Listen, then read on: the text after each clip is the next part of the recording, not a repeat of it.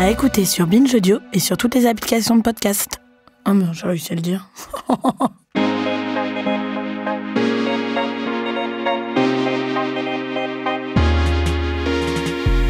Récemment, je me suis replongée dans mes photos d'enfance et je suis tombée sur un cliché particulièrement surprenant. On me voit en train de courir sur un terrain de rugby, ballon en main et l'air hyper déterminée, prête à aller marquer un but.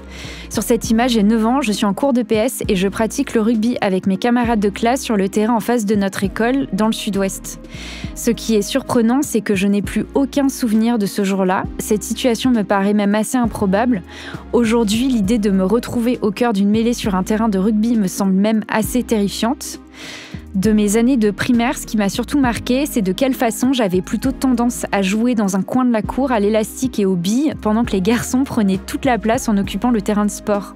Je ne sais pas par quelles règles tacites je me suis moi-même exclue du centre du jeu, mais je vais peut-être le comprendre grâce à mon invité du jour, avec qui nous explorerons le concept de mixité. Je suis Lorraine Daïkar et vous écoutez Faire Genre, le podcast de l'Institut du Genre et de Binge Audio.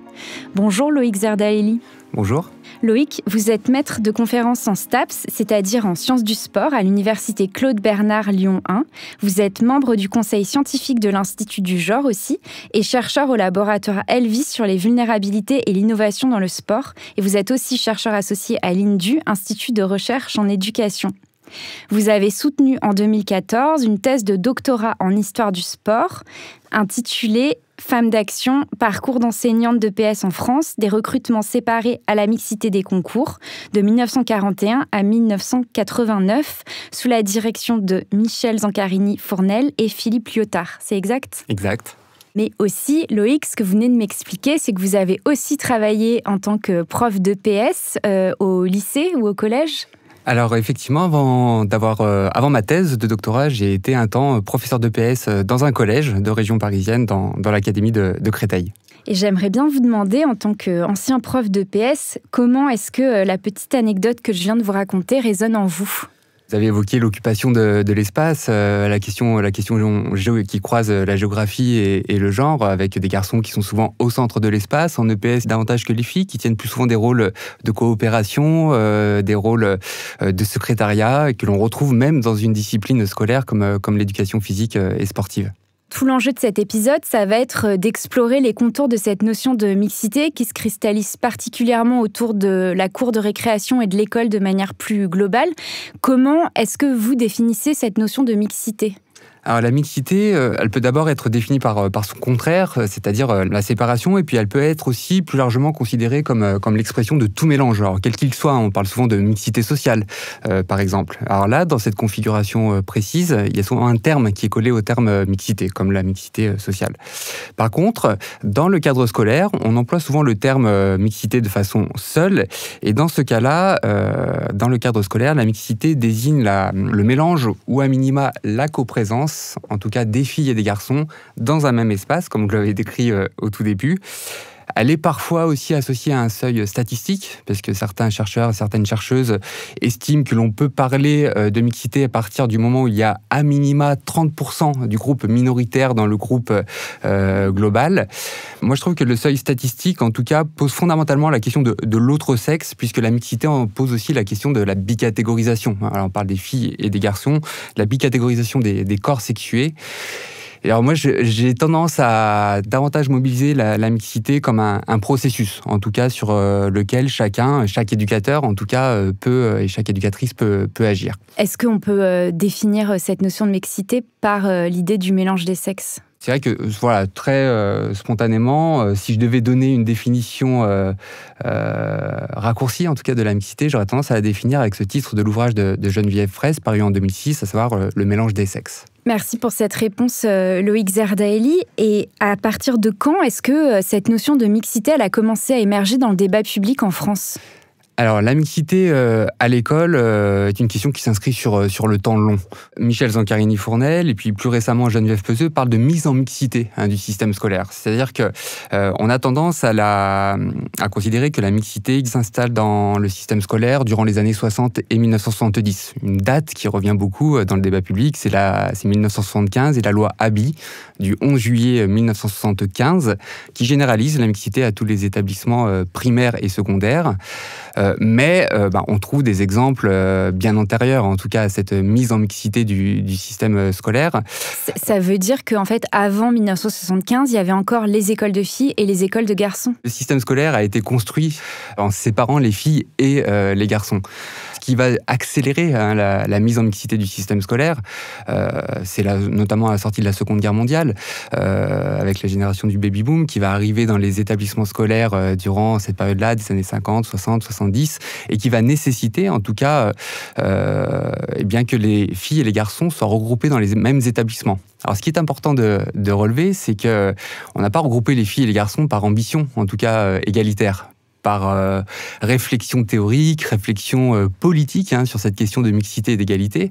On a regroupé les filles et les garçons dans les mêmes établissements parce qu'à un moment donné, il y a des motifs économiques et pragmatiques. Il devient trop coûteux de construire 2 établissements de filles et de garçons quand la masse d'élèves croît. Ça veut dire que le mélange des petites filles et des petits garçons à l'école, il n'a pas du tout été fait dans une politique égalitaire ou dans une idéologie particulière, mais a vraiment été guidé par un objectif de rationalité économique. C'est exactement ça. Alors, ce qui n'empêche pas quand même des initiatives féministes, de militants et militantes pédagogiques, parce que quand on regarde l'histoire de la mixité, quand on regarde l'histoire des termes qui parlent en tout cas de ce mélange des sexes, on a tendance à en retenir 3. Il a été question de coéducation, qui visait, dans une approche un peu théorique, mais en tout cas un rapport harmonieux et égalitaire entre les filles et les garçons dès la fin du 19e siècle, par exemple. Il a été ensuite question, plutôt dans l'entre-deux-guerres, de gémination, co-instruction, co-enseignement, où là, l'idée, c'était, certes, mélanger les filles et les garçons, mais la réflexion n'était pas de mélanger les sexes, mais de regrouper des catégories d'âge, avant tout. Et la mixité, arrive dans le débat public en 1957. Il y a une circulaire, en tout cas de l'Éducation nationale, qui pour la première fois parle de mixité, et ça va donner ce processus jusqu'à la loi Haby qui va généraliser la mixité dans les établissements scolaires. Mais là, Loïc Zerdaeli, vous me parlez beaucoup de l'école, donc ça veut dire que cette notion de mixité, elle est vraiment arrivée en France à partir de l'école. Alors, la question est complexe parce que je pense qu'il y a des temporalités qui sont propres à chaque espace social. Par exemple, on peut parler de l'école, on pourrait parler d'autres espaces sociaux, mais on peut parler aussi d'espaces, et en tout cas d'espaces disciplinaires au sein de l'école. Puisque là, je vous dis que, par exemple, la mixité s'officialise dans l'école durant les années 60-70, mais on peut parler de l'éducation physique et sportive, qui, parmi les disciplines scolaires, elle, n'a pas mis la mixité en place au même rythme que les autres disciplines scolaires. Oui, justement, c'est l'objet de votre travail, puisque vous êtes particulièrement intéressé à l'enseignement de l'éducation physique et sportive, donc les cours d'EPS, et j'ai expliqué qu'en plus, vous avez vous-même été exercé en tant que prof d'EPS durant votre doctorat, c'est ça ? Exactement. Dans un établissement de banlieue parisienne de Seine-Saint-Denis. Et dans votre thèse, vous montrez que l'éducation physique et sportive, donc le sport à l'école, a été en fait l'un des derniers bastions non mixtes de l'école. Pendant longtemps, il y avait les cours de sport pour les filles, les cours de sport pour les garçons. Vous expliquez donc qu'il y a une longue séparation des sexes au nom de l'égalité, dans la différence jusqu'aux années 70. Qu'est-ce que c'est cette notion que vous employez de séparation des sexes au nom de l'égalité dans la différence ? Elle me semble recouvrir plusieurs axes. Déjà, la difficulté, en tout cas des sociétés occidentales, à penser les corps autrement que dans leurs différences sexuées. Ça, c'est un premier point.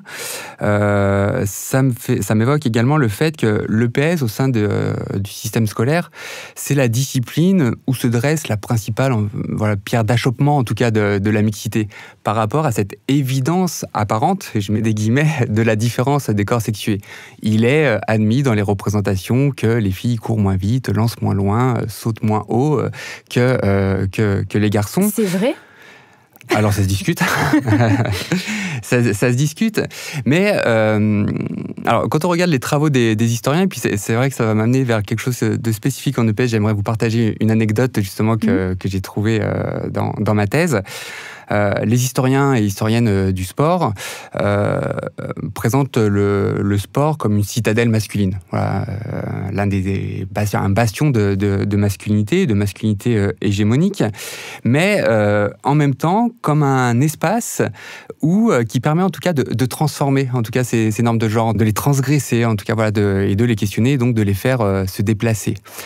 Et ça m'amène en fait à un cas de mixité. Voilà, je vous ai dit que la mixité, elle s'installe dans l'école durant les années 60-70.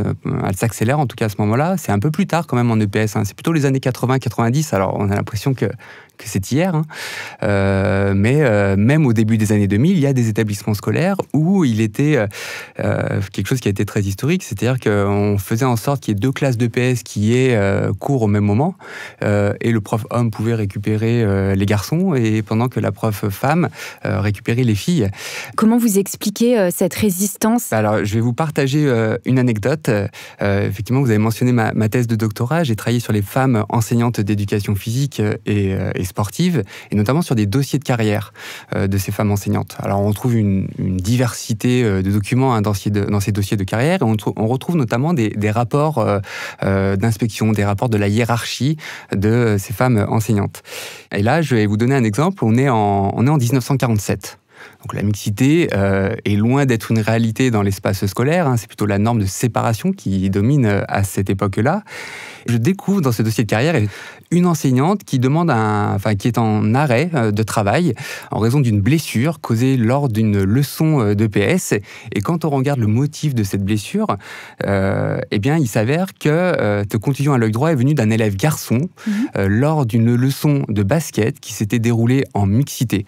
Et donc en fait, quand on s'intéresse aux marges, on se rend compte que des expériences de mixité existent avant, en tout cas la borne des années 70.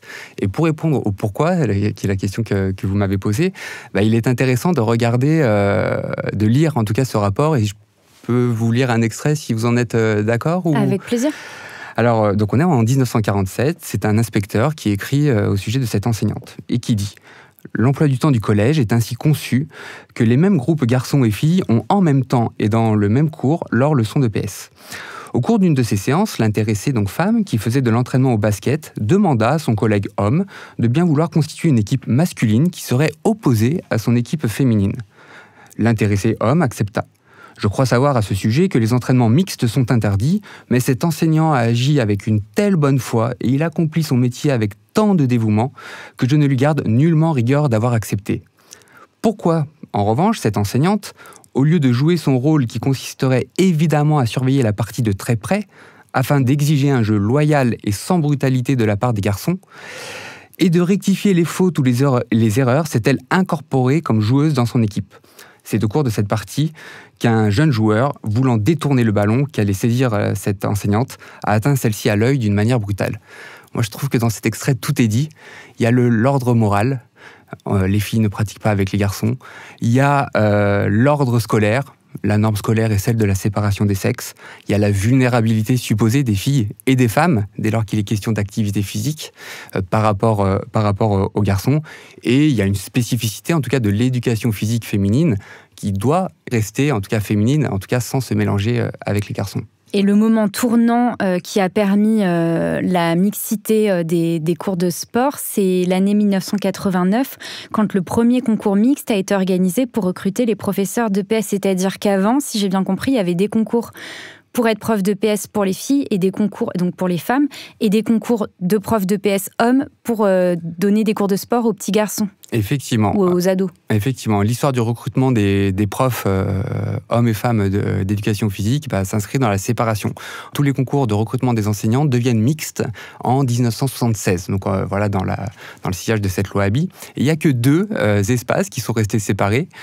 C'était les instituteurs et institutrices à l'époque, plutôt pour les petites classes, et dans le second degré, l'épreuve de PS. Alors pour des raisons opposées, quand on s'intéresse aux arguments institutionnels, on découvre que les arguments qui étaient avancés pour justifier le maintien de cette séparation, pour les instituteurs institutrices, c'était de dire si on met en mixité, à terme, il n'y aura plus jamais d'hommes qui vont devenir instituteurs, et aujourd'hui profs des écoles.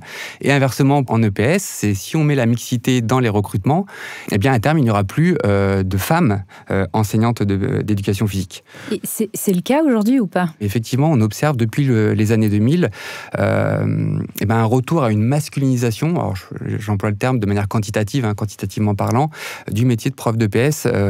Aujourd'hui, on est à 70% d'hommes recrutés pour 30% de femmes, alors que dans les années avec les concours séparés, c'est vrai qu'il y avait une certaine parité qui était mise en place dans les recrutements, notamment dans les années 80, où on était sur un ratio plutôt de l'ordre de 50% d'hommes recrutés pour 50% de femmes recrutées. C'est intéressant, ça veut dire qu'il y avait une forme de discrimination positive avant que le terme existe ou soit arrivé en France, pour permettre qu'il y ait plus de femmes profs d'EPS. C'est exactement ça, c'est la question des quotas sexués, alors même si le terme n'est pas employé à l'époque, c'est un gros mot, mais c'est exactement ça. Et en fait, il y a eu des débats avec des syndicats qui défendaient le maintien des concours séparés en éducation physique, mais par rapport à la réalité sociale et culturelle du monde sportif.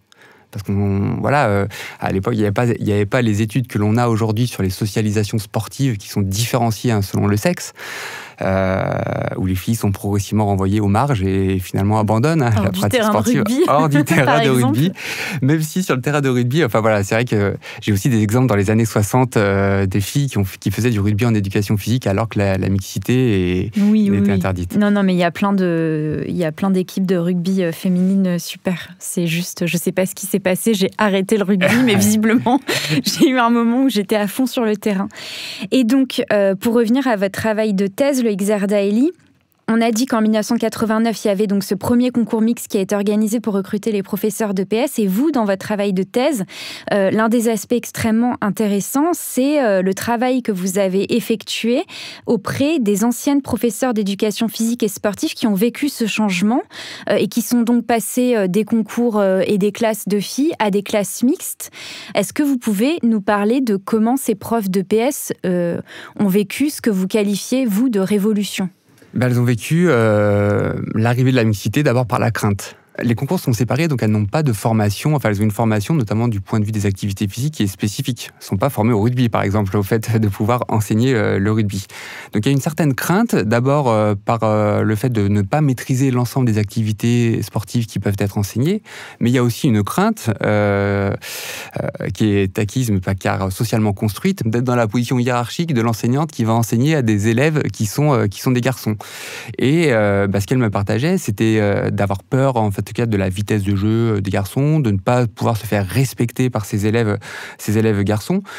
Alors, sauf que, effectivement, c'est une catégorie, en tout cas, de la population qui est aussi particulière, qui ont certaines affinités, en tout cas, avec les activités sportives, ces femmes enseignantes d'éducation physique.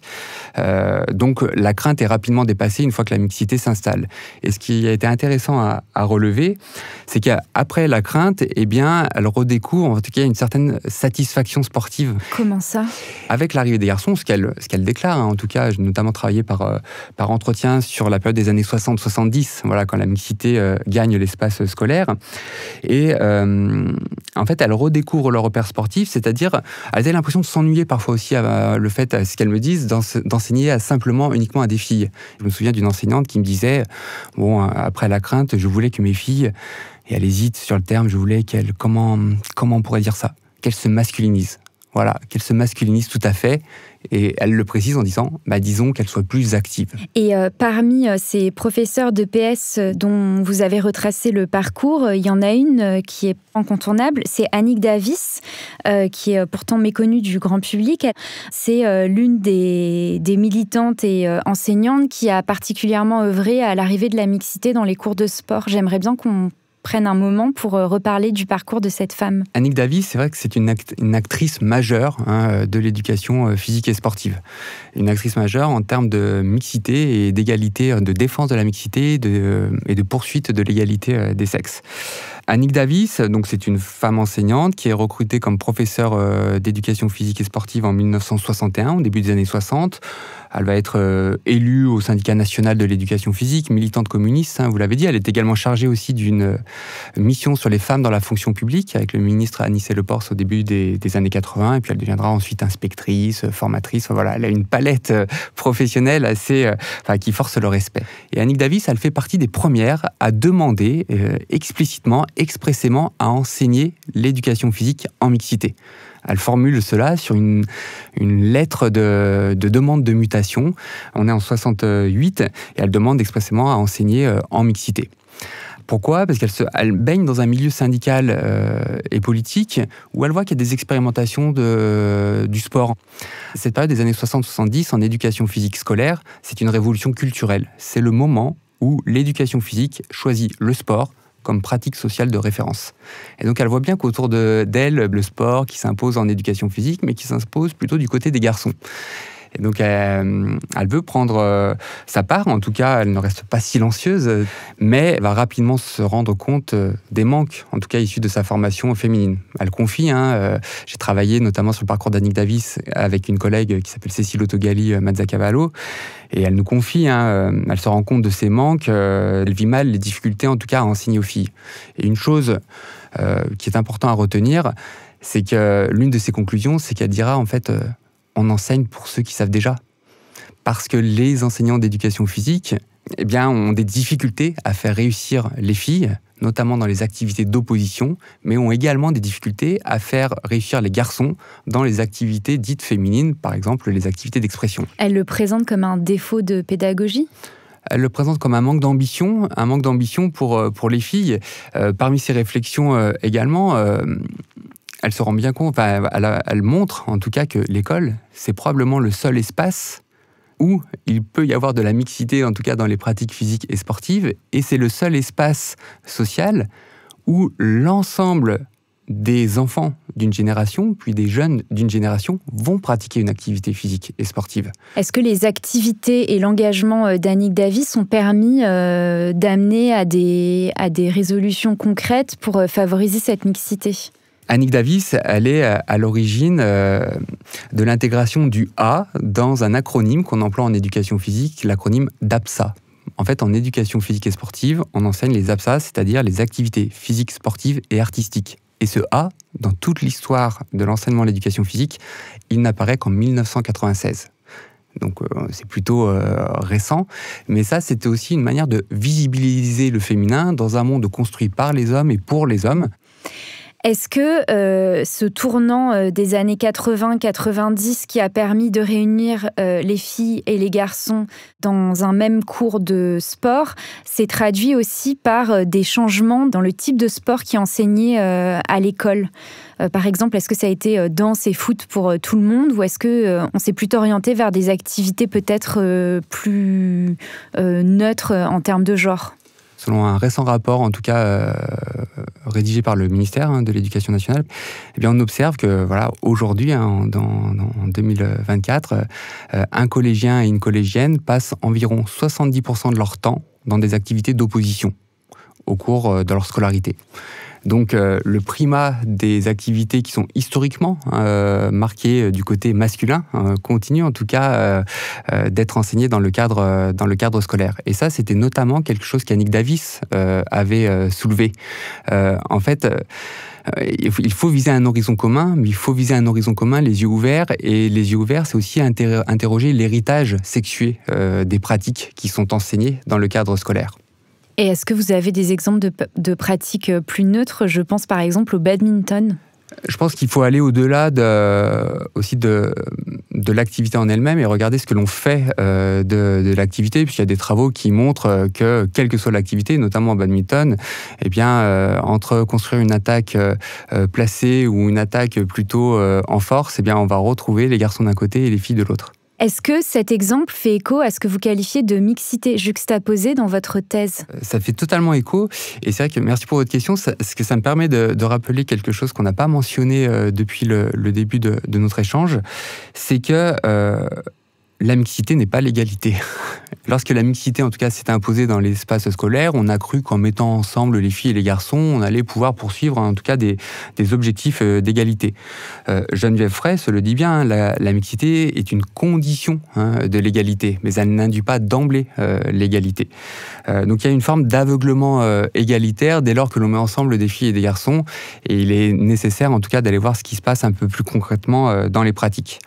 On peut aussi distinguer les discours et les pratiques. C'est vrai qu'entre l'égalité dite formelle, c'est qui est affichée dans les textes, dans les discours des enseignants, dans les discours des acteurs et actrices politiques, et l'égalité réelle, qui est non concrétisée dans les faits, eh bien, il y a un écart que l'on peut être amené à discuter.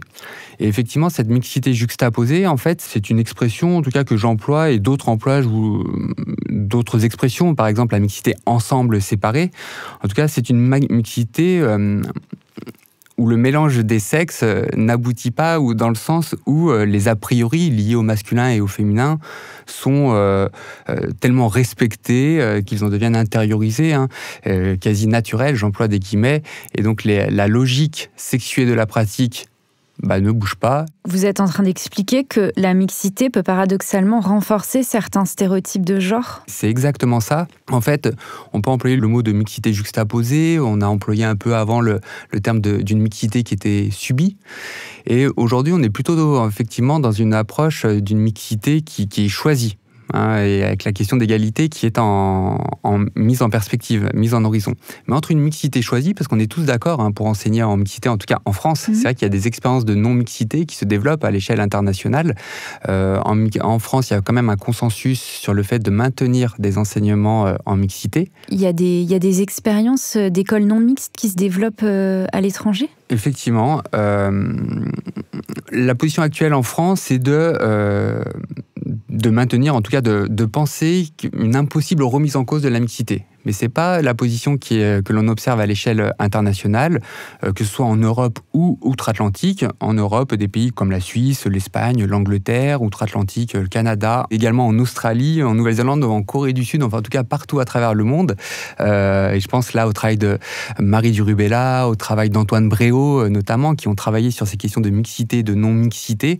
Ce n'est pas une situation qui est acquise. Il y a des expériences de non-mixité qui sont mises en place dans d'autres systèmes scolaires. Pourquoi ? Il y a notamment la raison des difficultés, en tout cas, à faire réussir les filles et les garçons en mixité, de manière égalitaire, en tout cas en mixité. Et pour revenir à la manière dont la mixité peut paradoxalement renforcer les stéréotypes de genre, et à ce sujet, la question des vestiaires de sport est particulièrement emblématique, non ? La question des vestiaires est tout à fait emblématique. Parce que c'est effectivement un espace, en tout cas, et un temps qui sont à part du cours de PS. Eh bien, ce que ces travaux montrent, c'est que les vestiaires sont propices aux violences, et qu'elles soient sexistes ou homophobes, et qui génèrent, en tout cas, des sentiments d'insécurité. Je peux vous donner quelques chiffres. Seulement 60% des élèves perçoivent le vestiaire de PS comme un lieu sûr. Alors que dans le même temps, près de 90% des élèves déclarent se sentir bien au collège, selon une étude d'Éric de Barbieux. Le vestiaire, selon une autre étude, est également un lieu propice à la manifestation de violence. Et je pense en particulier aux moqueries. 40% des élèves déclarent subir des moqueries dans le cadre du vestiaire. Mais également, notamment sur le physique. Un quart des élèves déclarent avoir été victimes de moqueries portant sur le physique dans le cadre du vestiaire, selon une étude d'Isabelle Join et Olivier Vors. La question du vestiaire questionne le sexe, en tout cas assigné à chacun de ces élèves, et cette bicatégorisation, cette binarité, en tout cas sexuée, qui marque l'école et le PS en particulier. Est-ce qu'on peut parler aussi de la constitution des groupes de sport ? Moi, j'ai vraiment des souvenirs hyper marquants de ma scolarité où j'étais malheureusement toujours la dernière à être prise en cours de sport, parce que notamment au basket, parce que je suis pas très grande. Et je pense qu'il y a quand même un mécanisme hyper genré qui se met en place dans la constitution des équipes, et avec ce moment presque un supplice où chacun est appelé à tour de rôle, etc. La constitution des groupes, en tout cas, comporte un enjeu fondamental pour l'égalité. Vous parlez d'une situation particulière, je pense que beaucoup d'entre nous ont vécu. Qui n'a jamais entendu en EPS le fameux « faites vos équipes » Et que se passe-t-il dans ce cas? Eh bien, le dernier coéquipier choisi, bien souvent, une coéquipière. Alors, vous parlez pour des questions de taille en basket, mais voilà aussi pour des questions de genre, en tout cas, qui structurent cet espace de pratique.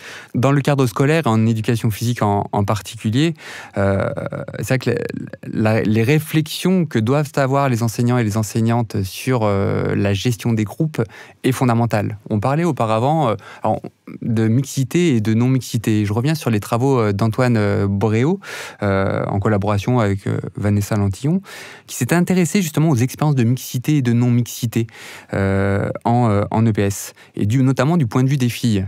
Alors, en mixité, les filles sportives ont généralement tendance à apprécier, puisqu'elles peuvent s'affirmer, mais s'affirmer par comparaison avec les garçons. Inversement, pour d'autres filles moins sportives, eh bien, il y a une domination masculine qui est souvent mal vécue et qui conduit à l'abandon de pratiques ou à des expériences qui sont parfois humiliantes. Alors, la non-mixité est-elle alors la solution ?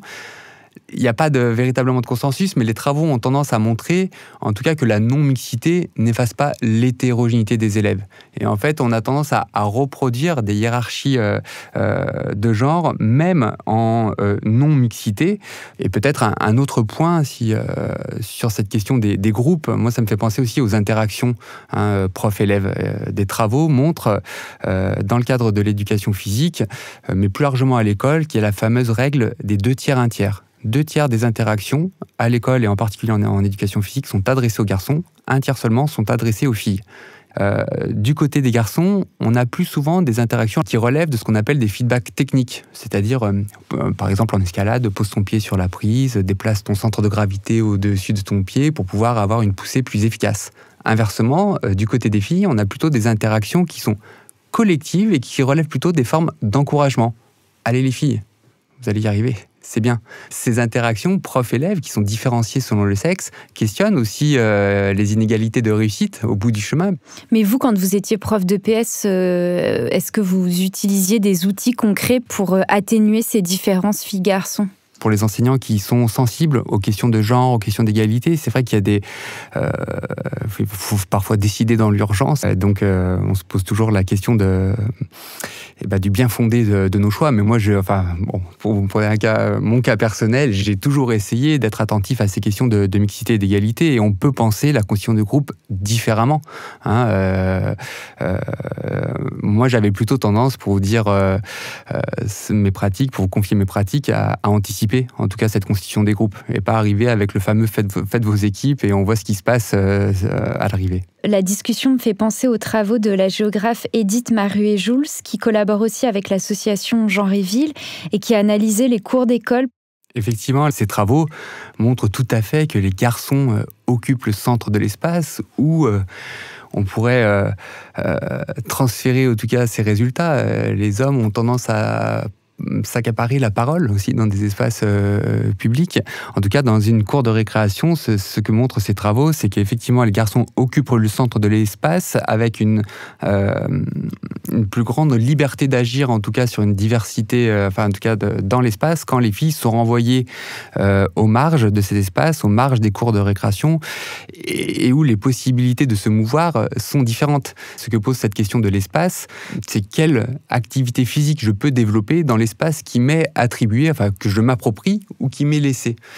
Et ça me fait penser aussi à un autre fait en lien avec les pratiques physiques. Moi, ça m'évoque ces motricités d'opposition qu'on va retrouver au centre de l'espace, parce que ce qui se passe au centre de l'espace, c'est bien souvent un terrain de foot, où les garçons jouent au foot, pendant que les filles sont renvoyées à la périphérie de l'espace et pratiquent d'autres jeux qui ne sont pas des jeux d'opposition. Et ça m'évoque la fameuse règle, ce qu'on appelle les pratiques de l'équité en éducation physique. Qu'est-ce que vous entendez par équité ? Est-ce que c'est ça la mixité véritable ? L'équité, j'entends classiquement un principe de justice sociale qui vise à corriger des règles quand celles-ci sont trop générales par rapport aux personnes qui peuvent constituer le groupe étudié. Et effectivement, les pratiques d'équité sont tout particulièrement imposé en EPS. Et je vais donner un exemple précis, c'est la fameuse règle des 3 points, 1 point. Qui n'a jamais entendu en EPS cette fameuse règle des 3 points pour les filles lorsqu'un but est marqué en sport collectif et d'1 point pour les garçons lorsque ce même but est marqué en sport collectif. Qui n'a jamais connu des barèmes distincts au motif que les filles courent moins vite, sautent moins loin et lancent moins fort que les garçons. Donc dans ces configurations, en tout cas, la modification de la règle est justifiée par le fait que les filles se retrouvent rarement en situation décisive de marque, qu'elles tiennent ces rôles de coopération que l'on évoquait juste auparavant, sans vivre de motricité d'opposition. Donc en tout cas, il s'agirait d'une règle qui viserait à corriger cette injustice. Ce que cette pratique de l'équité ne dit pas relève de ce que les sociologues appellent le curriculum caché.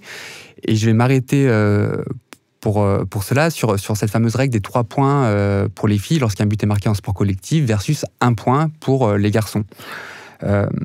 C'est une règle fréquente ? C'était une règle fréquente au début des pratiques de l'équité, qui a été quand même repensée. Alors, chaque année, on me dit, non, mais ça n'existe plus. C'est vrai que je prends très souvent cet exemple. On me dit, non, mais c'est caricatural, ça n'existe plus. Alors, j'enseigne encore aujourd'hui à des futurs enseignants dans le cadre de mes activités universitaires. Et lorsque mes étudiants et étudiantes reviennent de stage, j'observe que sur des cas particuliers, ça n'a pas si disparu que cela. Alors dans les faits, cette règle diffuse à chaque élève l'idée que les filles ne sont pas des coéquipières comme les autres. En fait, non seulement les filles sont intégrées à l'équipe pour les mêmes raisons qui auparavant prévalaient à leur exclusion, à savoir le fait qu'elles soient filles, mais elles apprennent aussi à rester des garçons imparfaits, je mets des guillemets, mais ce que je veux dire par là, c'est que, en fait, pour être considérées à égalité, les filles doivent performer leurs différences, alors qu'elles soient réelles ou qu'elles soient supposées. Et pourquoi elles doivent performer leurs différences ? Parce qu'elles doivent marquer en tant que filles. Et c'est ce « en temps » en tout cas qui est important à retenir, parce que je ne rapporte pas des points à mon équipe parce que je suis une coéquipière comme les autres, je rapporte plus de points à mon équipe parce que je suis une fille. C'est ce que la politologue Rejane Cenac appelle l'égalité sous condition, c'est ça ? C'est exactement ça. Dans cette configuration, l'égalité est mise en œuvre sous condition de performance de sa différence, selon les termes de Rejane Cenac. Et pour prolonger cette pensée, c'est vrai qu'en insistant sur les différences, alors en l'occurrence de genre, mais on pourrait parler de classe sociale, de situation de handicap, eh bien le risque, c'est d'enfermer ces filles, en tout cas en l'occurrence dans l'exemple, ces coéquipières dans le groupe des autres, et finalement de s'éloigner du principe universel républicain de l'égalité, qui est de reconnaître tous les individus comme des semblables. J'ai une question peut-être un petit peu naïve, Loïc Zerdaïli, mais comment faire en fait ? Comment sortir de ces catégories filles-garçons ? Eh bien, effectivement, c'est une très très très bonne question, et je pense que c'est une question en tout cas d'actualité, puisque pour prolonger en tout cas cette réflexion sur l'égalité sous condition ou sans condition, pour reprendre les termes de Rejane Cenac, dans l'ouvrage que vous avez cité, Quelle égalité pour l'école, avec un collectif pluridisciplinaire, on a réfléchi sur cette question et fait émerger en tout cas différents principes d'action, en tout cas pour porter une conception de l'égalité en rupture avec l'état actuel des choses. Et parmi les principes d'action, il y a exactement ce que vous mentionnez, à savoir réfléchir sur les catégories de classification des élèves, avec l'ambition en tout cas de faire émerger de nouvelles catégories, en tout cas de classification des élèves, parce que cette approche binaire ne fonctionne pas en fait dans la réalité. Il y a des filles sportives, il y a des filles non sportives, comme il y a des garçons sportifs et des garçons non sportifs. Et donc là, on est par exemple en train de croiser deux critères, le critère de sexe et le critère de sportivité. Et voilà, c'est une invitation en tout cas à être plus imaginative dans nos catégories de classification des élèves, pour essayer de sortir de cette binarité, en tout cas d'interroger cette binarité, qu'elle ne structure pas l'ensemble des pratiques qui mènent à ces inégalités, en tout cas de réussite entre les filles et les garçons. Merci beaucoup Loïc Zerdaïli pour cet entretien passionnant. Merci à vous de votre invitation, c'était un plaisir. Faire genre est un podcast produit par Binge Audio et l'Institut du Genre, direction de production Alban Philly, production Camille Codor et Naomi Titi, édition Paloma Teaser et Naomi Titi, prise de son Clément Morel, réalisation et mixage Thomas Plé.